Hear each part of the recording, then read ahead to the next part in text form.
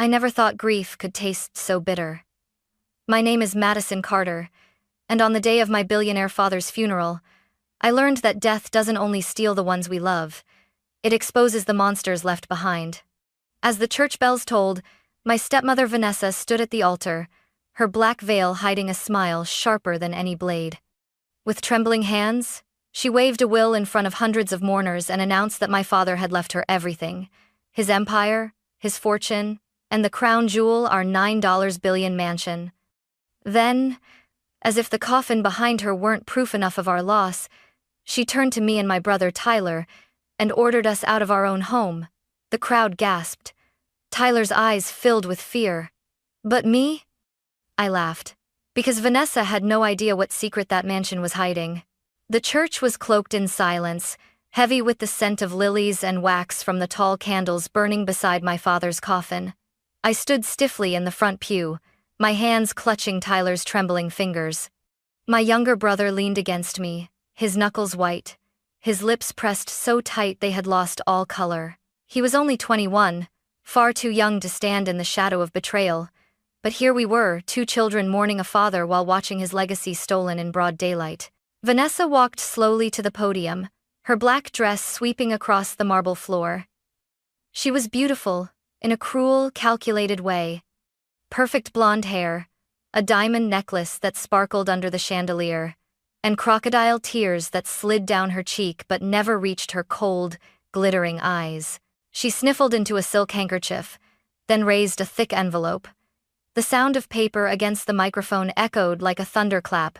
"My late husband," she said, her voice breaking just enough to sound rehearsed, "entrusted me with his final wishes. In this document, signed and notarized, Richard Carter bequeaths his estate, his companies, his fortune, and this mansion to me, his devoted wife. I am humbled by his faith in me." A murmur rippled through the congregation. Some gasped. Others exchanged looks of disbelief. Tyler's body stiffened against mine, and I felt his breath hitch. "No," he whispered hoarsely, almost choking on the word. "She's lying. Dad would never." I squeezed his hand harder, keeping my eyes locked on Vanessa. She wasn't finished. "From this day forward," she continued, her voice louder now, firm and commanding, "the Carter estate belongs to me. I will protect it, nurture it, and ensure Richard's vision lives on through my care." Her gaze swept the room before landing on me. The corner of her mouth curled into a faint, victorious smile. Then she pointed one manicured finger in our direction. "As for Madison and Tyler," she said sweetly, but every syllable dripped with venom, "Richard loved you both, but the future must be practical. You are no longer welcome at the mansion. The household will be reorganized immediately. Please respect his wishes." The words cracked across my chest like a whip. For a moment, the church tilted, the stained glass windows blurring in my vision. Tyler's knees nearly buckled. He clutched my arm, whispering, "Maudie, what do we do? She's throwing us out." "Behind us," guests muttered, scandal buzzing like wasps in the air. Some pitied us, others looked away, too cowardly to intervene. I raised my chin, forcing my lips into a cold smile. My heart thundered, fury burning in my veins, but I refused to give Vanessa the satisfaction of seeing me break. What she didn't know, what she couldn't even imagine, was that my father had been far wiser than she realized. He had left behind more than just a house or a fortune. He had left secrets, protections, truths hidden in places she would never think to look.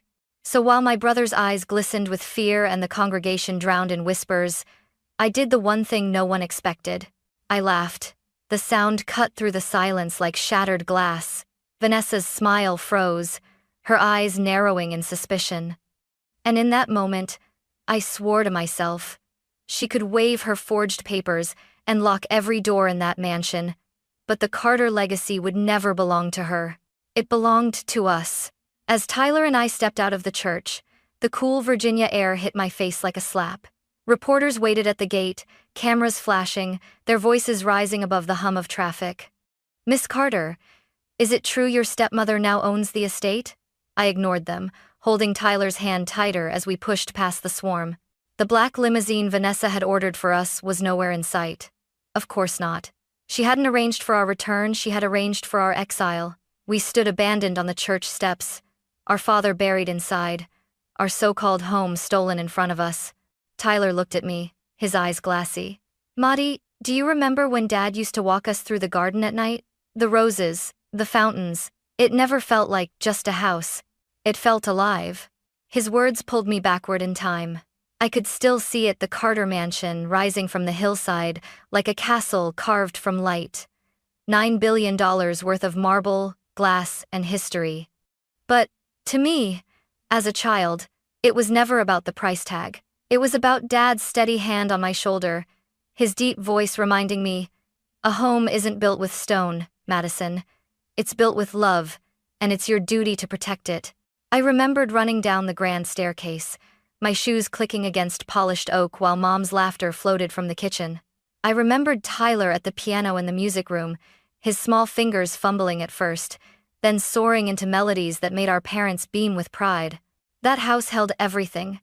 The smell of Mom's perfume lingering in the halls, the echo of Dad's footsteps as he came home from late meetings, the crackling of the fireplace when storms battered the windows. It was a fortress of memories, a vault of love. And now Vanessa wanted to strip it all bare, turning roses into cold sculptures, family portraits into storage dust. She had no connection to that house. She hadn't bled for it, laughed in it, or cried under its roof. To her, it was a trophy. To us, it was our heart. Tyler's voice broke my thoughts. I can't lose it, matey. It's the only place that still feels like Mom and Dad. I crouched to meet his gaze. Listen to me, thank you. A piece of paper can't erase who we are. That mansion isn't just walls and windows, it's us, and I won't let her destroy it. His lips trembled, but a flicker of hope sparked in his eyes. We hailed a cab back toward the estate. As we approached, the mansion's pale stone walls gleamed under the sunset, tall windows reflecting fire across the gardens. For a moment, I felt the old warmth of home. But as the gates loomed closer, so did the shadow of guards in black suits. Vanessa had already stationed them there, like sentinels of her stolen kingdom. I pressed my forehead to the cool glass of the taxi window and whispered to myself, this is still our house. She can lock the doors, change the locks, even parade her forged papers. But, one day, Tyler and I will walk through those gates again, not as guests, not as strangers, but as rightful heirs. The driver glanced at me in the rearview mirror, confused by my quiet intensity. He couldn't know that I was already planning. Vanessa thought the funeral was her victory, but it was only the beginning of my war. When Tyler and I finally returned to the mansion gates, it no longer looked like home. The wrought iron entrance, once a welcoming arch to our childhood, had become a fortress. 2 security guards stood like statues, arms folded, eyes hidden behind dark glasses. I told them who I was, but they didn't even blink. Orders from Mrs. Carter, one of them muttered. Just like that, my family name meant nothing on the very ground built by my father's empire. Inside the gates, I could see movers unloading boxes. Curtains I had grown up with were being torn down. Gardeners dug up the roses Mom planted, hauling them into black trash bags. And on the steps, directing everything with her manicured hand, stood Vanessa. Madison, she called when she noticed me, her voice syrupy sweet. You really shouldn't be here. I forced a smile. Funny. That's exactly what I was about to say to you. Her smile faltered, but only for a moment. She descended the steps gracefully, her heels clicking against the stone. This is my responsibility now. Richard wanted me to take charge. I'm simply honoring his wishes. Tyler, standing beside me, clenched his fists. You're lying. Dad would never replace Mom's roses. He loved them. Vanessa crouched slightly, leveling her icy blue eyes with his. Oh, sweetheart. Those roses were outdated. This house needs a new vision. My vision. I stepped between them, my voice sharp. Don't you dare talk down to him. You're not his mother. From behind Vanessa, a younger voice chimed in. Chloe, her 17-year-old daughter, strolled out onto the steps, arms crossed, smirking. Looks like the princesses of the old regime don't like change, she sneered. Shut up, Chloe, Tyler snapped, surprising me with his sudden anger. Chloe only laughed. Or what? You'll cry into your piano until it magically solves your problems? Tyler's face burned red, his voice catching in his throat. I wrapped my arm around him, glaring at Chloe. You've been here 5 minutes and already act like you own the place. Newsflash, you don't. And you never will. Vanessa straightened, regaining her composure. That's enough, she said, her tone suddenly steel beneath the sugar. You and Tyler should accept reality. You've lost. The sooner you stop fighting, the easier this will be. I leaned forward, my voice low and steady. You're right, about one thing we lost, Dad. But we haven't lost this house, or our name, and one day, everyone will see through your lies. Her lips curled into a cold smile. We'll see about that. The guard stepped forward, signaling the end of our exchange. Tyler tugged at my sleeve, his body tense with fear and humiliation. I held his hand as we walked back to the car, but before I slid inside, I turned once more to the mansion. Movers carried out the last of Mom's antique vases, carelessly tossing bubble wrap over them. Chloe laughed at something her mother whispered, their silhouettes framed by the golden light of sunset. It wasn't just theft, it was desecration. I gripped the car door until my knuckles turned white. Let her play queen for now, I thought, because when her crown crumbles, it will crush her. And in that moment, I vowed, whatever it took, law, truth, or war, I would take back the Carter mansion. A week after the funeral, I told Tyler we were going back. Not to fight, not to argue, but to claim something of our own. I wanted Dad's watch, the leather-bound journal he always kept in his study, maybe even one of Mom's framed photographs. Just a piece of them, something to hold when the world felt empty. Tyler nodded reluctantly. What if she doesn't let us in? I met his eyes. Then we'll find another way. But I won't let her erase them. We drove in silence to the mansion. From the outside, it looked as regal as ever, the pale stone glowing in the afternoon sun, tall windows reflecting light across the lawns. But the warmth was gone. Guards in black suits patrolled the grounds. The iron gates, once open to us, now felt like prison bars. As we approached, one of the guards raised his hand. No entry. Orders from Mrs. Carter. I rolled down the window. I'm Madison Carter. This is my brother. We're here to collect personal belongings from our father's study. The guard didn't flinch. No exceptions. Tyler leaned forward. But that's our home. We grew up here. You can't just... The second guard cut him off. Step back, kid. It's not your home anymore. My chest tightened. I pushed open the car door and stood tall, every inch of me burning with anger. Listen carefully, I said, my voice steady but sharp. This house was built by Richard Carter.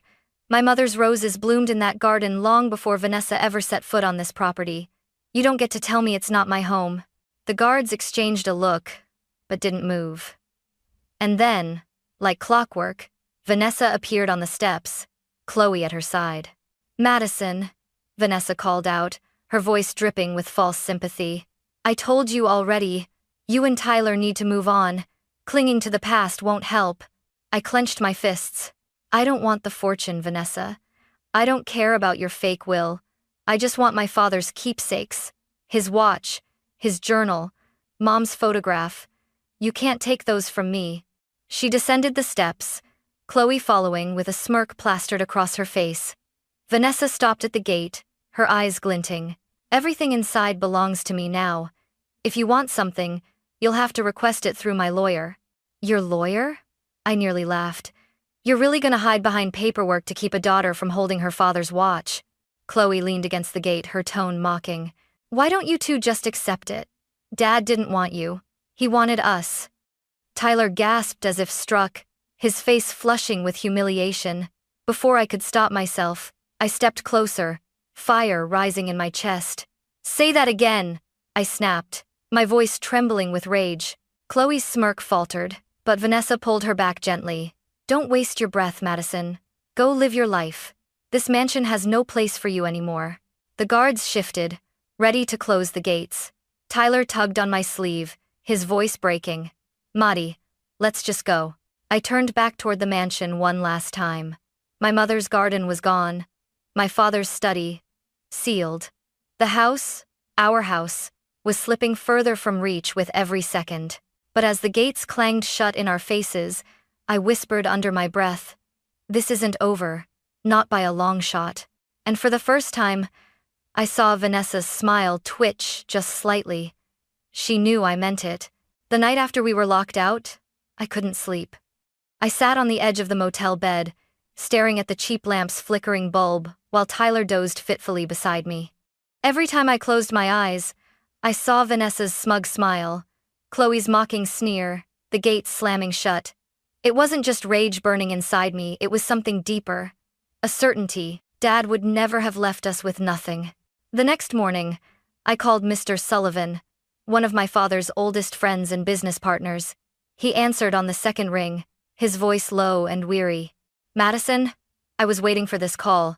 You know," I whispered. "You know she's lying." There was a pause, a sigh. "I can't say much over the phone.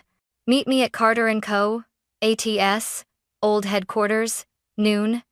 When Tyler and I arrived, Sullivan was already there, leaning on his cane in the shadow of the marble columns.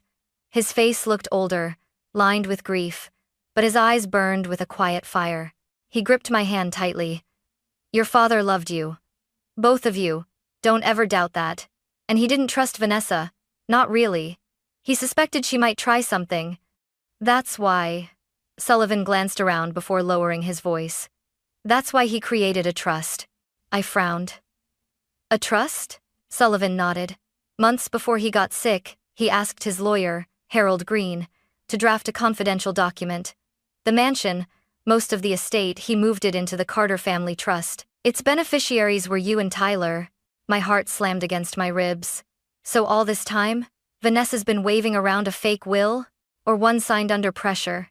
Sullivan said grimly. "Either way, it doesn't override the trust. If you can find it, if Green still has the records, you'll have proof." Tyler's voice trembled. "But why didn't Dad tell us? Why keep it secret?" Sullivan's gaze softened. "He wanted to protect you.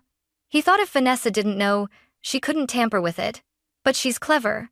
She fired most of the old staff, hired her own lawyers. I fear she might have tried to bury it." I clenched my fists, a surge of hope mixing with fury. "Then we dig it back up." Sullivan placed a hand on my shoulder. "Be careful, Madison. Vanessa won't go down quietly. She has money, connections, and she's ruthless. But remember, Richard trusted you. That's your strength." All as we left the headquarters, Tyler grabbed my arm. "Matey, if this is true, everything changes. She can't touch the mansion. It's ours." I stopped, turning to face him. "Not just ours. Dad built that house for Mom, for us, for the Carter name. Vanessa thinks it's a trophy, but to us it's sacred. And I swear, Tyler, we're going to take it back." Tyler's eyes glistened. For the first time since the funeral, he managed a faint smile. "Then let's fight." That evening, I called Green's office. The secretary hesitated before transferring me. When his voice finally came through the line, low and tired, I introduced myself. "Mr. Green, it's Madison Carter, my father's daughter." A long pause. Then a sigh. "Madison, I've been expecting this. Meet me tomorrow morning. There's something you need to see." As I hung up the phone, adrenaline pulsed through my veins. The pieces were falling into place. Vanessa thought she had locked every door, thrown us out for good. But she didn't know about the one door my father left open, the trust. And I was about to walk straight through it. The next morning, Tyler and I arrived at a quiet office building downtown. The brass plaque on the door read Harold Green, attorney at law. My palms were damp as I pushed the door open. This man had been my father's legal confidant for over 2 decades. If anyone knew the truth, it was him. Green was waiting behind a mahogany desk stacked with thick folders. His silver hair gleamed in the light from the window, and his sharp eyes softened when he saw us. "Madison, Tyler," he said warmly, extending his hand. "Your father spoke of you often. I'm deeply sorry for your loss." I sat down across from him, fighting to steady my voice. "Mr. Green, Vanessa claims she has a will leaving everything to her. But Mr. Sullivan told us about a trust one that names Tyler and me as beneficiaries. Is it true?" Green leaned back, tapping his pen against the desk. "It's true. I drafted the Carter family trust myself, under Richard's direction. The mansion and most of his estate were secured for you both. But, his brow furrowed. The original documents vanished from my records, months before your father passed. My stomach dropped. Vanished? You mean stolen? Green nodded grimly. That's my suspicion. Vanessa dismissed your father's loyal staff and replaced them with her own people. I wouldn't put it past her to intercept the trust files. Tyler's voice cracked. So, we have nothing? Green's eyes flashed. Not nothing. I always keep backups. I've been searching for them, but I'll need more evidence to convince a court. Witnesses, financial records, anything that proves Richard was coerced. I clenched my fists. Where do we start? That night, Tyler and I drove to a modest neighborhood on the outskirts of the city. Clara, our old housekeeper, had agreed to meet us at a small park. She looked thinner than I remembered. Her eyes tired, but they brightened when she saw us. Oh, my dears, she said, pulling us into a hug. I wanted to reach out, but Vanessa, she made it impossible. Clara, I asked softly, did you ever see her pressure my father? Anything unusual? Clara hesitated, glancing around as if the trees might be listening. Then she whispered, yes. A few weeks before he died, I overheard her on the phone with a lawyer I didn't recognize. She said something about making sure the paperwork is handled. Later, I found your father in his study, pale and confused, signing documents while Vanessa hovered over him. When I asked if he wanted water, she snapped at me to leave. Tyler's jaw tightened. She forced him when he was sick, Clara nodded. I believe so, but I had no proof, and when I confronted her, she fired me the next day. I squeezed her hand. Your words are proof enough, Clara. Thank you. Back at Green's office, we shared Clara's testimony. He listened intently, jotting notes. Then he said, we'll need more, perhaps from medical staff. It took days of calls, but finally, a nurse who had cared for Dad in his final weeks agreed to speak off the record. Her voice trembled over the phone.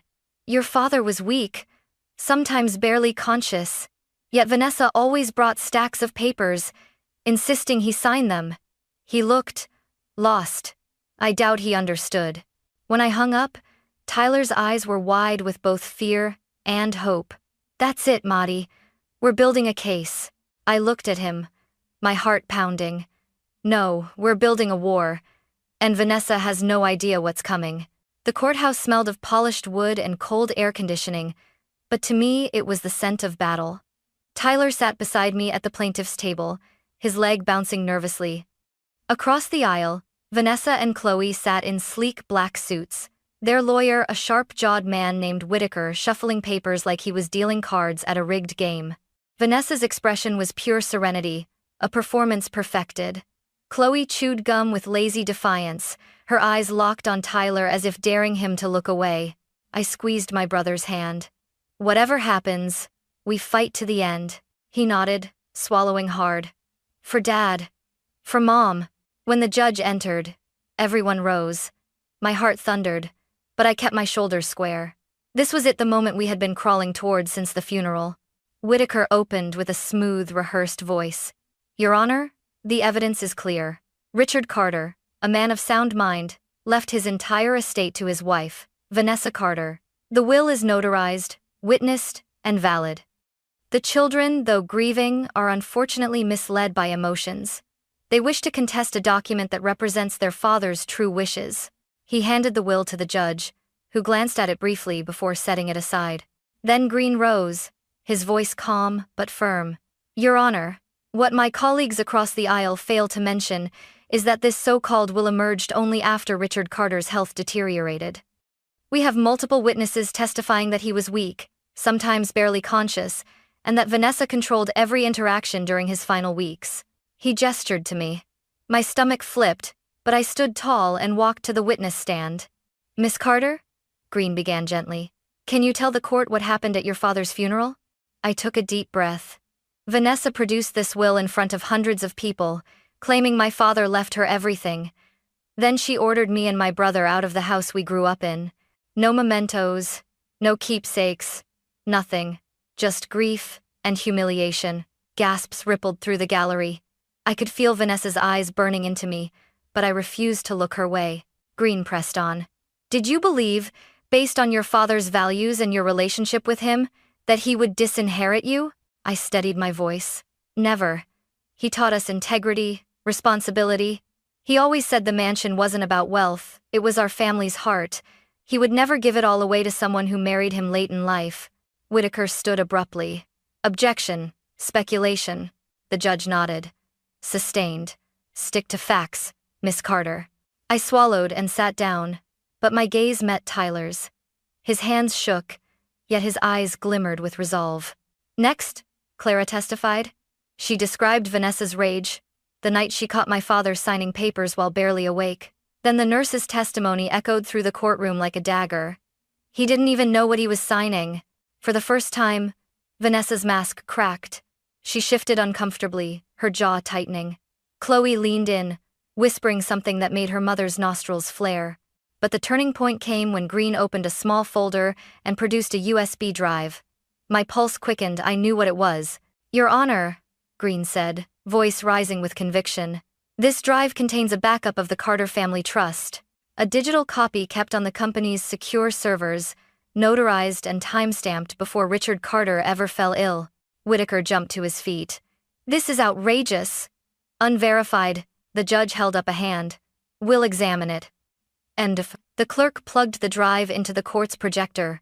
Words appeared on the screen. Carter Family Trust Agreement. Beneficiaries: Madison Carter and Tyler Carter. My breath caught. Tyler squeezed my hand so hard it hurt. The judge leaned forward, reading silently before speaking. This appears legitimate. Notarized, dated 18 months before Mr. Carter's death. Green's voice thundered. This trust supersedes any subsequent will, especially one created under duress. Richard Carter's true intention was to secure his children's inheritance, not hand it all to Vanessa. The courtroom erupted in whispers. Vanessa shot to her feet, her composure shattering. No! She screamed, her voice echoing off the walls. This is mine. Richard promised me everything. He loved me, not them. Her words sliced through the air like broken glass. Chloe tugged at her arm, hissing, Mom, stop. But Vanessa's fury spilled over, her mask gone. I stood, my own voice cutting across the chaos. You didn't just steal our father's house. You stole our last moments with him. You poisoned his final days with lies and greed. That's something you'll never wash off, Vanessa, not with all the diamonds in the world. The gallery murmured louder, some even clapping before the bailiff barked for silence. The judge banged his gavel. Order! Order in the court! He waited until the room settled, then turned his stern gaze toward Vanessa. The evidence is clear. The will you presented is invalid. The Carter Family Trust stands. The estate, including the $9 billion mansion, belongs to Madison and Tyler Carter. Tyler's head dropped into his hands, his shoulders shaking. I reached for him, pulling him into my arms. My own tears blurred the courtroom lights, but they weren't from grief anymore, they were from victory, from justice. Across the aisle, Vanessa collapsed into her chair, pale and trembling. Chloe sat frozen, her gum gone, her smirk vanished. As the judge's gavel struck one final time, I felt the weight lift from my chest. For the first time since Dad's death, I could breathe again. And I knew this wasn't just a legal win. It was a war won for Dad, for Mom, for the Carter name. The day after the verdict, Tyler and I stood once more before the mansion gates. This time, they opened wide. No guards blocking us, no Vanessa smirking from the steps. Only silence, and the creak of iron as the gates swung inward like they had been waiting for us all along. I stepped onto the stone path, my heels clicking against the ground I had once run barefoot as a child. The mansion loomed above, sunlight dancing across its pale walls. For the first time in months, it didn't feel like a battlefield. It felt like home. Inside, dust hung in the air.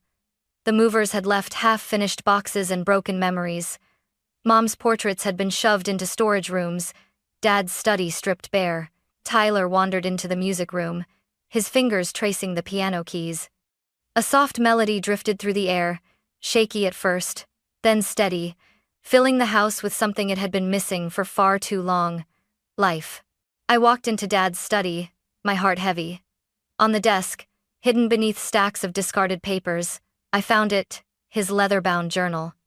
Inside were pages of notes, memories of Mom, advice for us, and one line written in his bold handwriting: "Protect them, always. They are my legacy."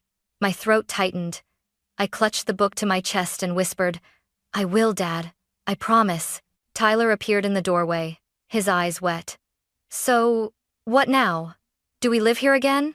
I looked around the room, at the cracks in the wallpaper, the faded carpets, the ghosts in every corner. "No," I said softly. "This house isn't meant just for us.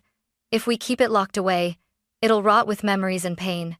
But if we open it, it can breathe again." His brow furrowed. "Open it?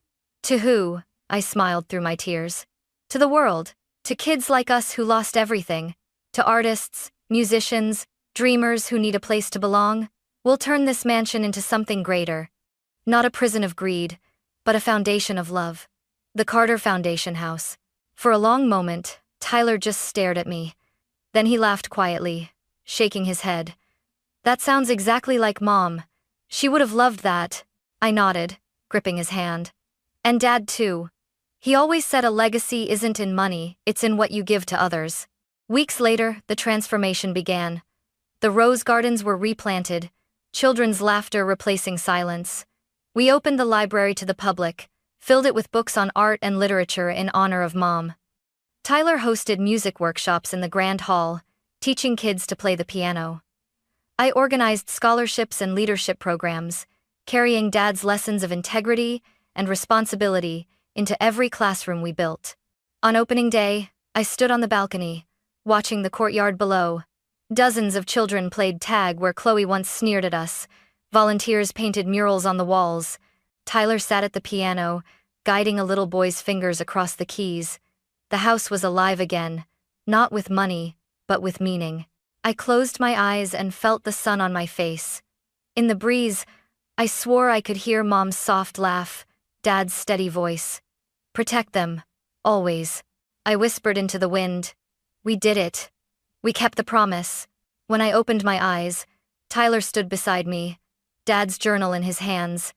He looked stronger now, his shoulders squared, his smile real.